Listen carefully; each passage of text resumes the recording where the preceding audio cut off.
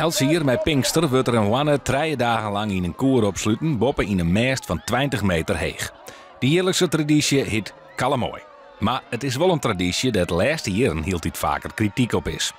Nevens beste welwezensorganisaties is er sprake van beste mishandeling. Het feit dat hij in zo'n mand gehouden wordt, dat hij niet zijn natuurlijke gedrag kan vertonen, hij heeft stress, er zijn geen andere dieren bij. Ja, het mag gewoon niet. De gemeente zei likwijls dat het welwezen van de wanne goed in de gaten houden wordt. De koer is wetterdicht en het beestje krijgt ballen en wetter mee. Er zit er een camera in de koer en is de tafersjoch van een beestendokter. Als het Kalamooifeest net goed wezen zou voor de wanne, betekent het dat de vergunning inlutsen wordt nevens de gemeente.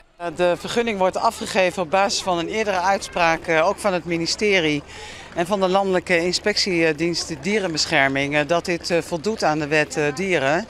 Dus we gaan het zien wat de bezwaarschriftencommissie voor uitspraak gaat doen. Het bestuur van de stichting Kalamooi vindt dat de klam te volle op het broeken van de wanne leidt. Het feest zorgt ervoor dat mensen elkaar moedje en er binnen een soort activiteiten te dwaan. Dierennoodhulp is op hemzelf dan net tjin het feest. Alles bij elkaar opgeteld kun je alleen maar zeggen, de wet wordt overtreden en er moet echt een alternatief komen om dit overigens prachtige feest op een heel mooi eiland voor te kunnen laten bestaan, maar wel zonder het gebruik van een dier. Feest gaat nooit!